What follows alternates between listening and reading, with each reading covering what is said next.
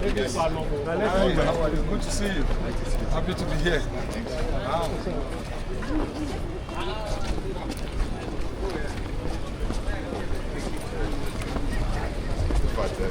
I'm going now.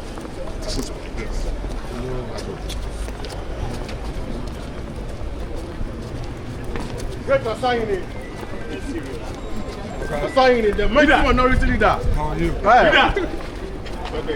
Thank you, sir. Thank you, sir. Great to sign it.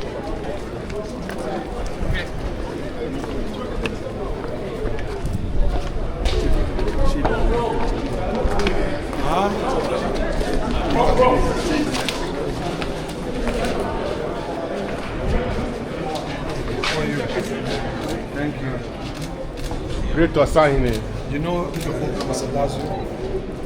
Have you heard his name before? You know this election. You know he's a great man.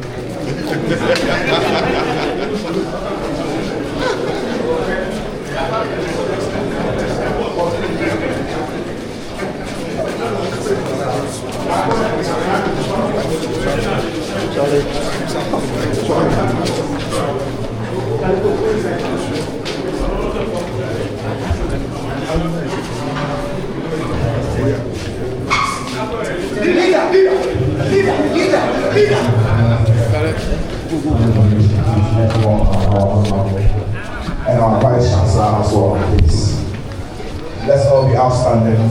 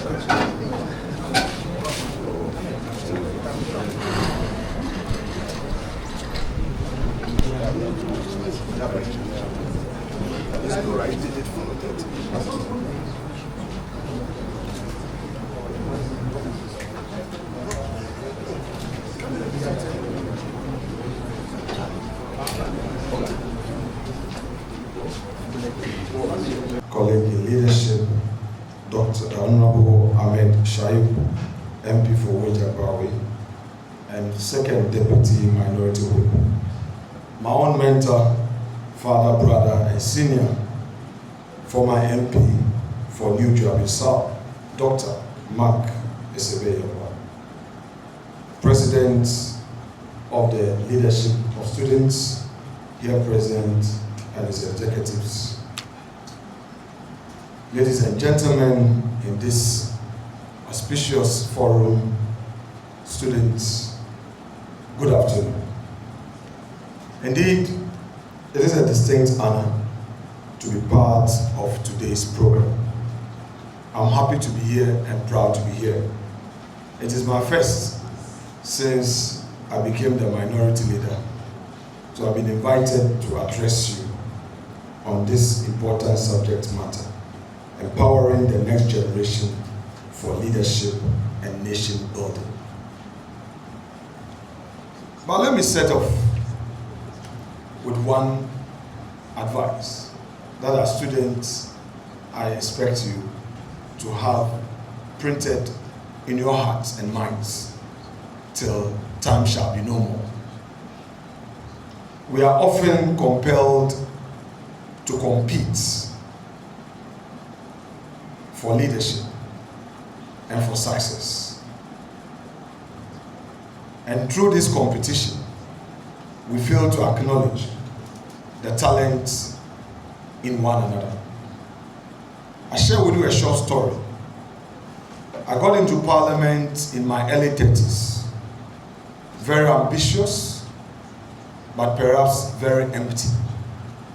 Lawyer, businessman, but the politics of the National Assembly, I didn't know where to begin from. To speak on the floor was a difficulty for me. Then came a day where we were supposed to debate on the national budget, the budget of 2013. That very day, I was in the constituency. I didn't know the chief whip had scheduled me to speak. Then I got a call from the chief whip, Dan Botry, that I needed to be in the parliament. So I got to parliament, and here was I. I didn't know where to start from, because if they say debate, it is not just the usual rhetorics. You are supposed to rely on some facts. Then a gentleman who I had met during the orientation approached me, though we had had some few times at the finance committee where both of us were assigned. Little did I know that they had spotted something in me, my own colleague. He prepared my notes for me, showed me how to debate, the issues to point out. And that evening was the beginning of Afenyo-Markin. And I'm humbled that today, when he heard of this program, he said to me that, Kwamina, I'll go with you. Please give it up for Dr. Markin.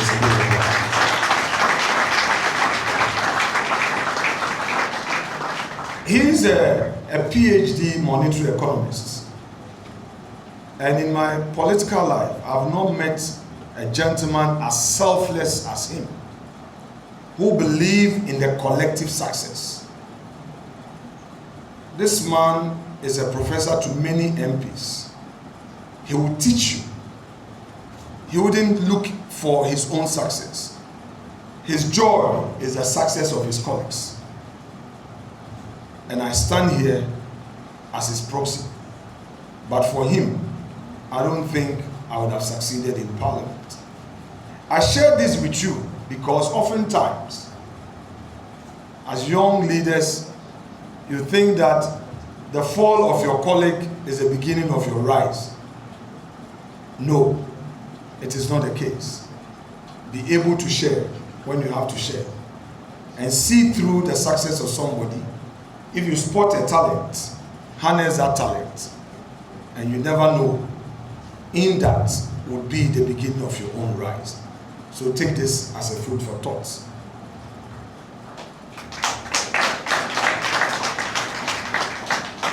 And Doc, as I always say, I forever cherish our relationship. Today, as I said, I'm filled with hope.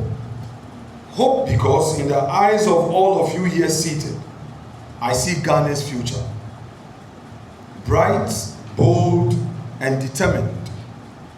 Today, at this gathering, is about planting seeds of courage and responsibility in each and every one of you. We are here to launch a youth platform, a young commons forum that transcends partisanship, yet remains passionate about Ghana's progress. This platform is a call to action for our generation to step up and shape the nation's destiny. When Ghana gained independence in 1957, the average age of our population was just 19 years. We were an incredibly young nation. Today, more than 57% of Ghanaians are under 25. This is a clarion call. It means the future of Ghana rests in your hands.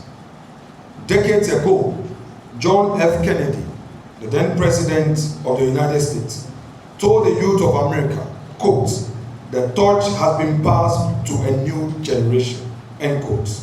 Here in Ghana, the torch has also been passed.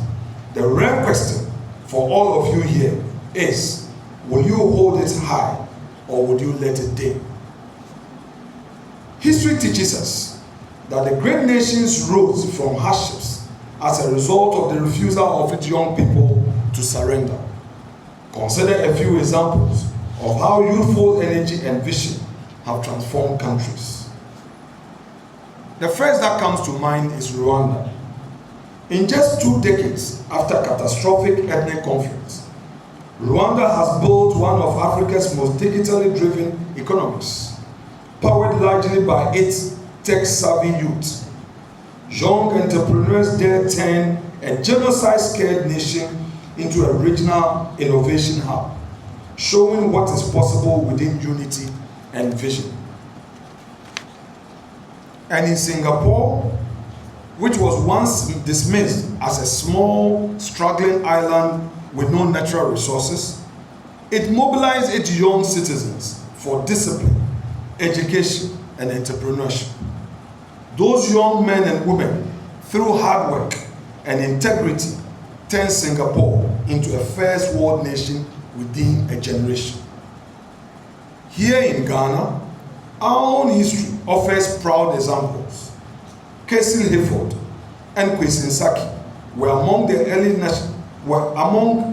early Ghanaian youths who played their role in nation building. In their youth, they laid the groundwork, and we also know that Dr. Kwame Nkrumah, who led our independence, was in his early 40s. We know J.B. Dankwa, who carried that vision in the 30s and 40s, got his colleagues together to form the UGCC, and he led the charge towards independence. Of course, in later years, we found Jerry Rawlings, a young, ambitious firebrand who wanted a transformation for his nation. We know of J.A. Kufuor. Professor Buzia made him a deputy foreign minister. In his late 20s, he eventually rose to become a deputy minority leader in the 79 Parliament and in the 4th Republican administration we had, the constitutional reform we had to usher us into the 4th Republic. He became the 2nd president after Jerry Rawlings. So there is every hope that when we invest in the youth, indeed, the country's energies are redefined for a better tomorrow. Indeed, they remind us that the youth are the leaders of today and not tomorrow. Each of these stories, including Ghana's, tells a truth. Young people with vision and courage can ignite national transformation. They took up the torch in their time. Now it's your time to carry it forward. Few years ago, I was a student like you, ambitious. In school, I listened to J.H. Mensah in Parliament as the then minority leader. Today, J.H. Mensah is no more. It is my turn to make a difference. Tomorrow will be your turn.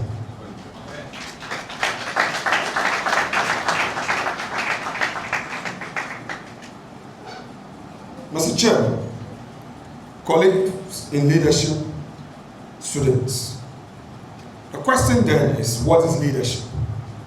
I dare say that leadership is about action and the impact you make. You do not need to be president or CEO to lead. True leadership is choosing honesty when lies are easier, choosing hard work when shortcuts are available, and daring to dream when others settle for mediocrity. To quote Mahatma Gandhi, the best way to find yourself is to lose yourself in the service of others. Of course, in agreeing with Gandhi, I submit that leadership is fundamentally an act of service. If Ghana is to rise, it will not be because of one president, the parliament, or one policy. It will be because young people choose to rise to the occasion. It will be because you decide to serve a cause greater than yourselves. A degree or a job title is admirable, but character and integrity and service are what truly build a nation. Every time you choose accountability and service over corruption, unity over division, and compassion over cynicism, you are exercising leadership that strengthens Ghana's foundation. In our politics today, We often see leaders obsessed with unyielding desire to persecute political opponents. But you can change that. You can insist that leadership should be defined by principles and results. Our nation needs a generation of leaders who measure their impact by what they do. I assure you, no amount of laws or policies can uplift Ghana unless we first have leaders that have character at every level of society. And that starts with each one of you in your lecture halls. At this Young Commons Forum, I shall submit the following 3 action plans for empowering yourselves as leaders and nation builders. First, I strongly recommend to you to embrace innovation and entrepreneurship.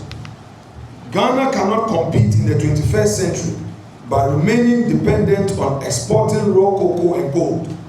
The future lies in technology, digital creativity, manufacturing, and adding value to our resources. I urge you to be curious, to learn coding, to start businesses, to explore the arts and sciences. You should seek new solutions for our problems. The government must do its part by supporting innovation initiatives like YouStart for young entrepreneurs and continuing investment in the STEM education. But innovation ultimately thrives from the bold ideas of you, the youth. The world is fast-paced. No one is waiting for you. You need to take the initiative and do better. Second, beyond innovation, you must demand accountability and good governance. Do not allow political leaders to make promises without delivering results. Hold us accountable at every round. 10. If a policy is announced to create jobs or improve education, follow up and insist on transparency. Thomas Sankara reminded us that you cannot carry out fundamental changes without a certain amount of, quote, madness. That madness means non-conformity, the courage to question old ways and demand new standards. You should attend community meetings, use social media responsibly to amplify issues, and vote with both your conscience and your critical thinking. We need young Ghanaians to push all leaders to be honest stewards of the nation's trust. And third, alongside innovation and accountability, there must be a strong sense of community. In pursuing personal success, remember to support your peers. As I earlier mentioned, mentor those younger ones that you know need help. Volunteer in the causes that strengthen your community. A prestigious degree or well-paying job is commendable, but legacy or positive impact is far greater. Accept national service postings into rural communities and embrace them wholeheartedly. See it as your opportunity to touch lives, to share knowledge, and to support those at the lowest ebb of fortune's wheel. Measure success, but by the impact you make in your own community. Whether it's launching a neighborhood cleanup, or teaching kids to read, or innovating solutions for local farmers, find ways to serve. By building strong communities, you fortify the very fabric of our nation. As young leaders, and even as you climb the ladder of success, you would be back and help others if you begin now. This ethos of mutual support and unity is what will keep the touch of nation building burning brightly through our generation and beyond. And let me share with you a personal example. When the time came for me to run for parliament, 2 things worked for me. At the party level, my stepfather's relationship with people. So wherever I went to, they mentioned my stepfather's name and said, if this man has brought you up, then we believe that when you get there, you remember us, because your stepdad is very selfless. The second thing was that the youth remembered me for an NGO I set up to support them way before I got into partisan politics. People don't forget the good things we do. So remember to be of service in your community, in your little way. In all these efforts, know that you are not alone. There are many patriotic leaders and elders who will support you, like I got the support from my colleague Dr. Sebeyewa. Indeed, our very own political tradition, the tradition of the NPP, where I find myself, is rooted in empowering individuals and communities to prosper through their own efforts and freedoms. The party believes in freedom, liberty, and the rule of law. We believe in unleashing the genius of the Ghanaian, not suppressing it. So push boundaries, hold us accountable, and build bonds with one another. That is how you claim ownership of Ghana's story. I repeat, build bonds with one another. This is how you claim ownership of Ghana's story. It is not your individual efforts. The time to build bonds and navigate your way for your future is now. You alone cannot make it.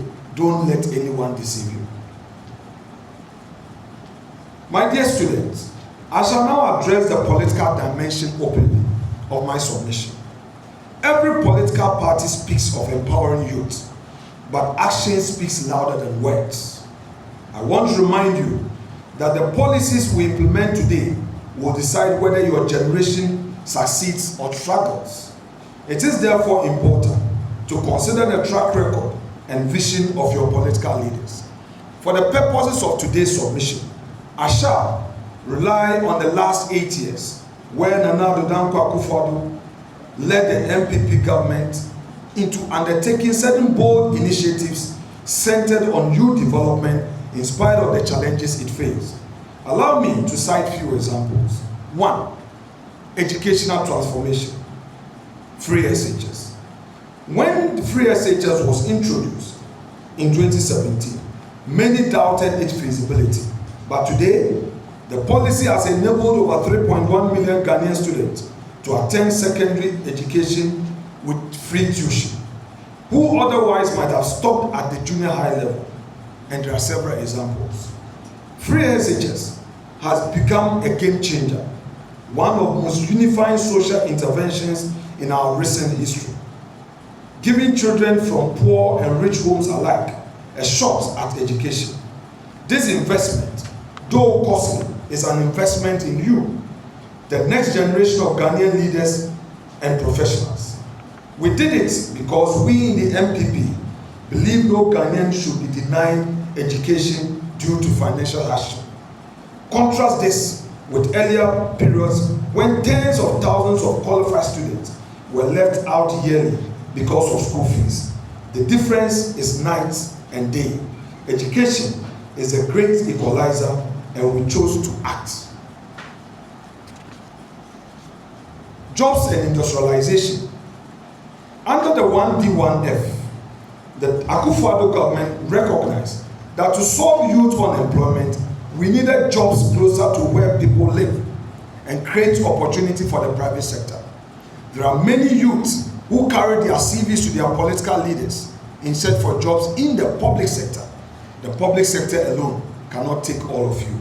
There was therefore the need to create a space at the private sector level. And the only way was to introduce incentives, which was captioned as 1D1F. Indeed, this allowed for factories to be established across our country. That by mid-2024, 321 factories had been supported in 142 districts, creating about 170,000 jobs for Ghanaians, many of them young people. These were real jobs that were created in manufacturing, in agro business. Yet today, that hope is no more. Unfortunately, today's government has cancelled the 1D1F program, and it replaced it with the untested 24-hour economy. I am, however, optimistic that with time, the government will be able to realize its vision under this 24-hour economy to create jobs for the people. We await them. However, I believe that the overseen mass dismissals in the public sector has also created a problem for our country. Like I said, we do not need to come into office to create problems merely because the government we inherited has done something. Thousands of young people were employed, have been sent home because of partisan considerations. We don't need this as a people. At a time when youth unemployment is already a crisis, government should be creating jobs and expanding opportunities. Instead, it is shrinking the space for young people. We in the NPP believe that good policies must be strengthened instead of being abandoned. Whether it is industrialization through 1D, 1F, or public sector placement, the goal should be continuity and expansion.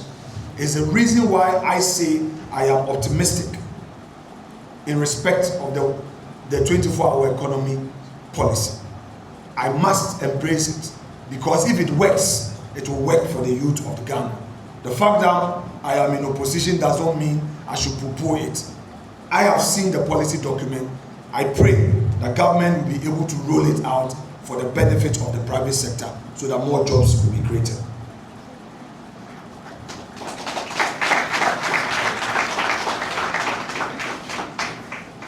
Again, under Akufo-Addo's NPP government, entrepreneurship and digital innovation was advanced. Knowing that not every young person can or should wait for a government job, the Akufo-Addo administration launched initiatives like the Youth Start, providing startup capital and training to youth-led businesses, aiming to create 1 million jobs. The government invested in digital infrastructure, from extending broadband to rolling out mobile money interoperability, because the government envisioned a Ghana where young app developer in Tamale can reach the world, or a student in Ho can take an online course in data science. This effort laid the groundwork for a modern economy where your ideas can flourish. I encourage the current government to fuse this into the 24-hour economy and build on these foundations rather than dismantle them. Under road infrastructure, the records have it that government rolled out one of the most ambitious road development programs in our history, rightly called the Year of Roads. It's on record that the Akufo-Addo government constructed no less than 13,000 kilometers of highways, interchanges, and feeder roads, and all these were constructed and rehabilitated across the country as of December 2024. These roads opened market for farmers, made it easier for young entrepreneurs to move goods, and reduce the travel time for students and workers alike. For the youth, road meant access to opportunity. I am therefore happy that this government has introduced this big push idea where major roads are going to be tackled. If this is done, it will further open our economy and make Ghana a better place. Again, it is my hope that government is able to roll this out for the good of our country. Then another important thing that the Akufo-Addo administration introduced, which I want to emphasize, is the landing beach and the fish port project for our fisher folks. Of course, my own constituency, Winneba, benefited from it. The Winneba city, as you know, is a coastal city. And for many years, our fisher folks were crying for landing beach. Under Akufo-Addo administration, we benefited. And that to support coastal and fishing communities, the Akufo-Addo government undertook 12 landing beach projects and 2 fishing ports to modernize fishing infrastructure in Axim, Diskov, Mori, Manford, Winneba, Elmina, Senyabreku, Gomwafete, Teshi, Keta, Osu, Ekumfi, Infantiman, and Jamestown. These interventions gave young fisher folks better access to storage, processing, and marketing facilities. By improving the fishing value chain, thousands of young men and women along our coasts were able to earn a better livelihood transforming fishing from mere subsistence into a viable business. And it is my hope that all those projects, the few that are left to be completed, get completed by this government. Again, under the Planting for Food and Jobs program, agriculture became the backbone under the Akufo-Addo administration, since it was a key for our economy to invest in agriculture. Under PFJ 1 and 2, the Akufo-Addo government made it possible for thousands of young people to access subsidized fertilizers, improved seeds, and extension services. This policy created opportunities for young farmers to see agriculture and agribusiness as profitable ventures. PFJ empowered a generation of youth to take pride in feeding their nation while creating jobs in the process. And finally, and not the least, energy and electrification. No economy can grow without a reliable energy. That is why the Akufo-Addo government invested heavily in expanding electricity access and stabilizing the power supply. Under Nana-Addo's government, rural electrification project brought light to communities that had been in darkness for decades, enabling young people in those areas to study at night, power their businesses, and connect the wider economy. Energy reforms also provided a more reliable environment for industry, technology, and small businesses, creating the platform for youth innovation to flourish. With stable power, young people in Accra, Tamale, Kumasi, and beyond could dream bigger and do more. But again, in spite of all these successes, I would want to submit that we as a people must rise up to our responsibility. It is a fact that many social intervention programs that were introduced by successive government to create economic empowerment got abused. Many of the beneficiaries abused them. Without looking above me for examples, I would want to use my own example in a future. I know that under the Kufuor administration, outbound motors were distributed to fisher folks to pay through cooperative. As far as I know, in my own constituency then, many people did not pay. Yet, it was a cost to the state. I know that under Poverty Alleviation Fund, when Rawlings introduced this Poverty Alleviation Fund, where small-scale businesses were accessing loans, many people benefited and did not pay. I remember Honorable Gladys Asma, the then Minister for Gender and Women Affairs. She introduced a policy to support women. Many people benefited, they did not pay. Maslok was introduced by Kufuor. It was continued by Professor Mills, continued by President Mahama in his first administration. NPP came and continued the Maslok. Government invested heavily in Maslok. The aim was to empower our people economically. But perhaps because many people feel that it is my party, I voted for this government, the person will take the abubuya, take the taxi, take the loan, and the next thing is that I won't pay. So we keep sinking the nation. I believe that the time has come. Much as we demand accountability from our leaders, we, the citizens, must also be accountable. If we fail our nation, we'll be failing ourselves. And therefore, this day, I call on you, the youth, that any opportunity that will come your way, make good use of it. And remember that there is somebody waiting out there for such opportunity, that if you abuse yours, you deny that person the opportunity.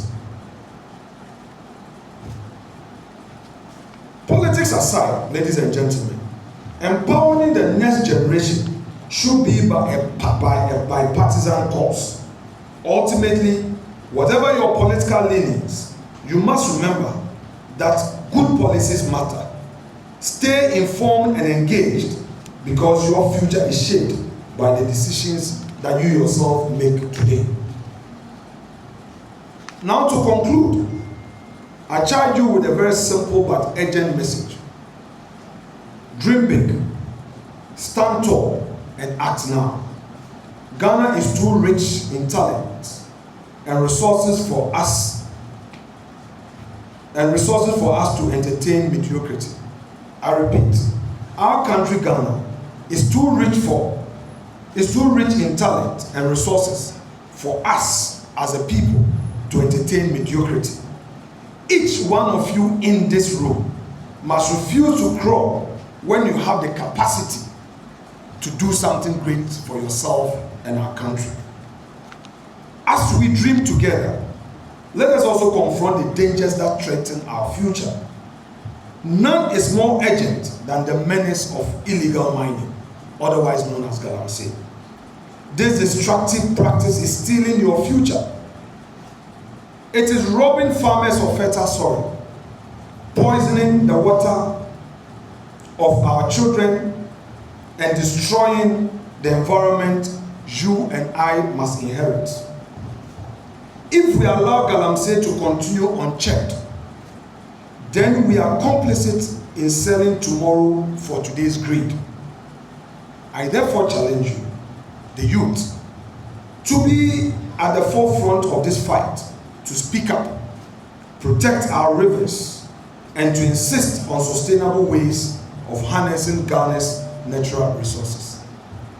Enough of the political rhetoric and blame game. My earliest memory of this galamsey is when Honorable Setekwe appeared before the Finance Committee in 2015. At the time, the Cocoa Board was under the Ministry of Finance, and he came to address us, the Finance Committee, on why cocoa production was going down. And he shared with us the unfortunate story of galamsey. When President Akufo-Addo came into office, he even publicly declared that he was putting his presidency on the line. When our friends were in opposition, they were very loud on their desire to fight galamsey. I think enough of the rhetorics. The situation is real. In my own constituency, we cannot get safe water to drink because of galamsey. And I know many people who are going through difficult times because of this. Let us fight this together, else there will be no Ghana for us. Let me leave you with these inspiring words of Nelson Mandela. Sometimes it falls upon a generation to be great. You can be that great generation. Let your greatness blossom. Indeed, it falls upon your generation to be great.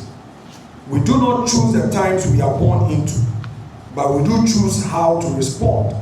And this is your time to respond with greatness. Ghana stands at the threshold of a new era. With a youthful population, abundant natural resources, and a vibrant democracy, we have everything it takes to build a country we dream of. What is required now is a will to make it happen.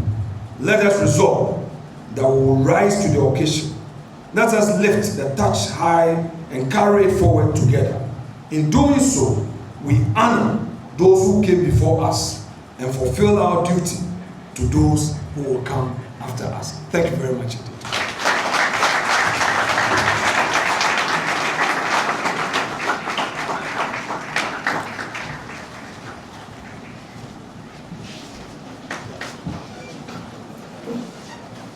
Thank you.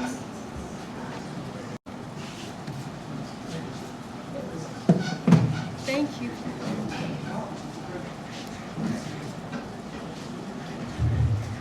Thank you so much, Honorable, for those inspiring words.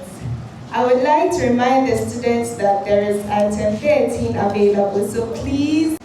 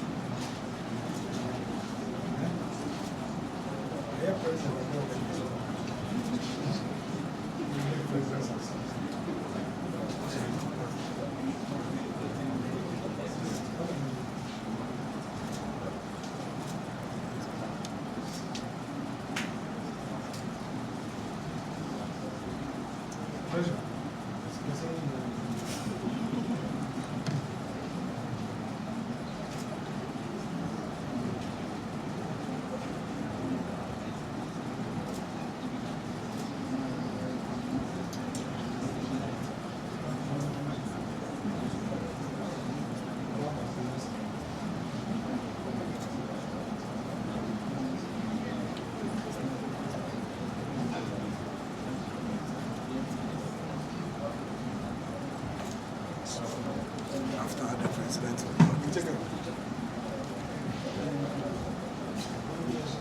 When the president is that person, you call on the chairman to the cause of freedom and of right. Fill our hearts with true humility, make us cherish fearless honesty, and help us to resist oppressors with all our will and might forevermore. And help us to resist oppressors with all our will and might forevermore. Thank you so much. Thank you so much. Please, students, kindly wait behind for your item 30. Thank you so much for coming. Please have a wonderful day.